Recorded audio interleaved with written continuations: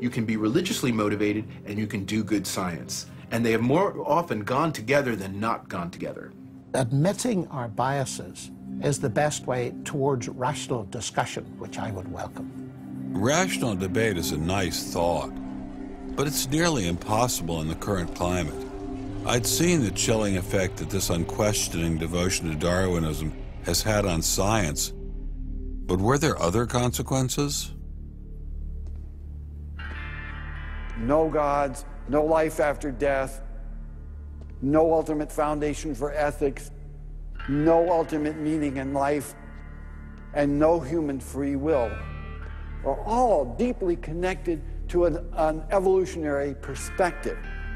You're here today and you're gone tomorrow, and that's all there is to it. Dr. Will Provine, professor of the history of biology at Cornell University, gave us another disturbing glimpse into where Darwinism can lead. Oh, I was a Christian, but I never heard anything about evolution because it was illegal to teach it in Tennessee. Dr. Provine's first biology professor changed all that. He started talking about evolution as if it had no design in it whatsoever. And I came up to him and I said, "You've left out the most important part." And he said, "If you feel the same way at the end of one quarter, I want you to stand up in front of the students in this class and tell them this deep lack in evolution." And I read that book so carefully, and I could find no sign of there being any design whatsoever in evolution. And I immediately began to doubt the existence of a deity. But it starts by giving up an active deity.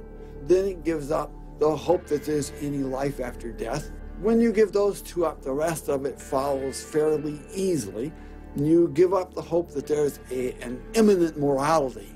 And finally, there's no human free will.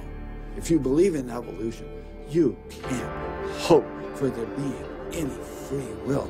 There's no hope whatsoever of there being any deep meaning in human life. We live, we die, and we're gone. We're absolutely gone when we die. Dr. Provine is no stranger to the prospect of death. Nearly a decade ago, he was diagnosed with a large brain tumor.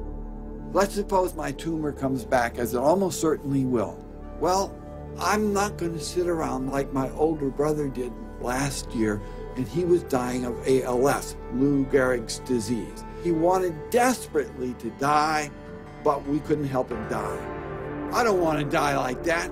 I'm going to shoot myself in the head long before then. I'm going to do something different.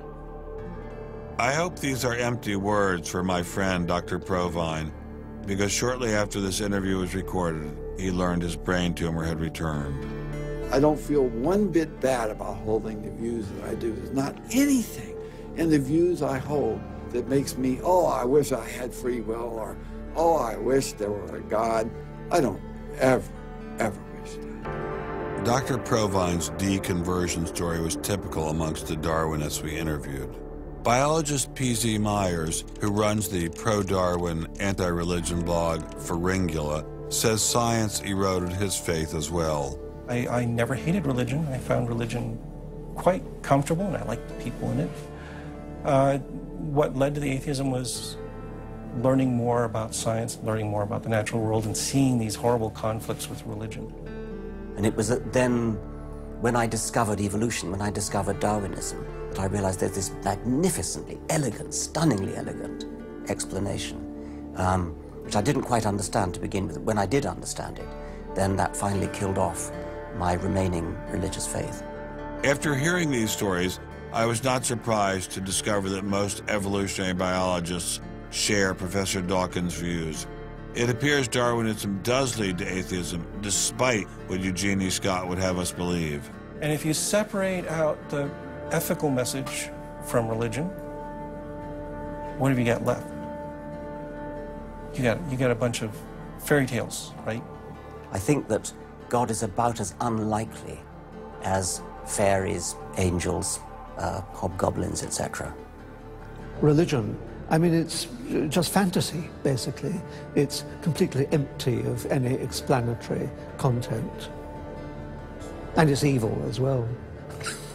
Half the people in this country think that drugs is what you have to regulate to make us safer, and half the people think guns, that's what you got to regulate to make us safer. But I always think if you're going to regulate one thing that has the most potential to cause death and destruction, religion. You got to start with religion, and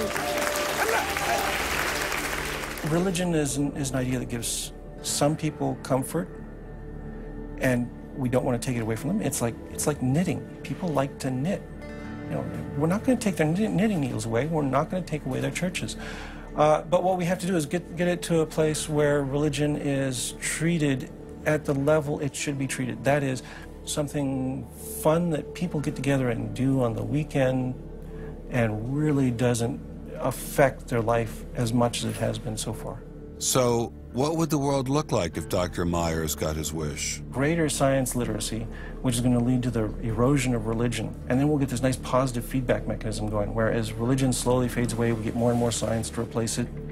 And that will displace more and more religion, which will allow more and more science in.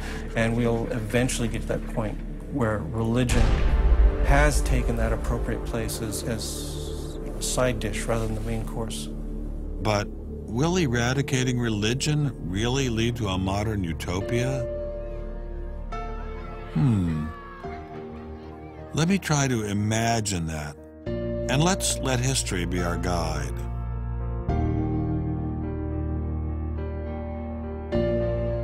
In part, I think Matthew Arnold put his hands on it when he spoke about the withdrawal of faith. There is a connection between a society that has at least a minimal commitment to certain kinds of transcendental values and what human beings permit themselves to do one to the other. That got me thinking, what other societies have used Darwinism to trump all other authorities, including religion? As a Jew, my mind leapt to one regime in particular. The connection between Hitler and Darwin is, of course, historically a difficult connection because they were separated by a good many years. One was English, one was German.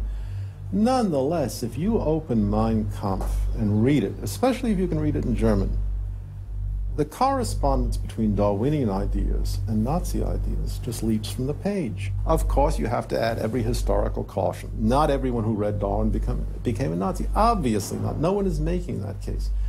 Darwinism is not a sufficient condition for a phenomenon like Nazism, but I think it's certainly a necessary one. This was a connection I had to explore personally.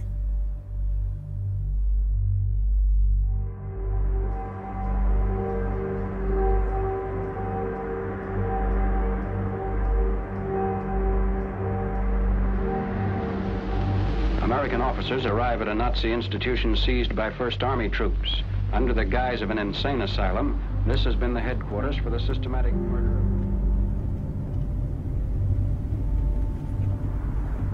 So what is this place?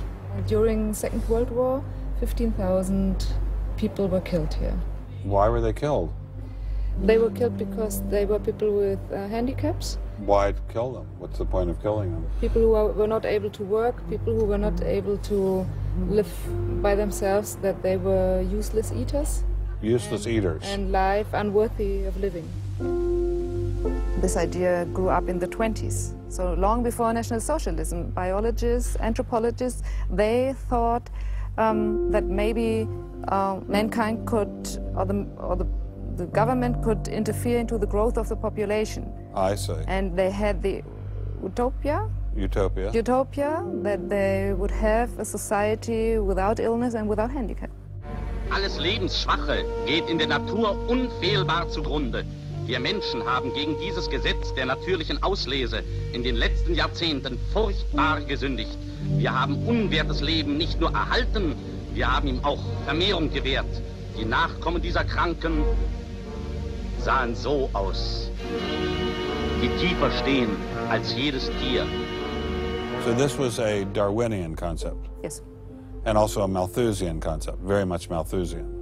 Malthusian? Thomas Malthus, who said that there was a shortage of resources, English philosopher, so there was a shortage. Yes, but the Nazis, they relied on Darwin. They relied on Darwin? Yes, Darwin and German scientists.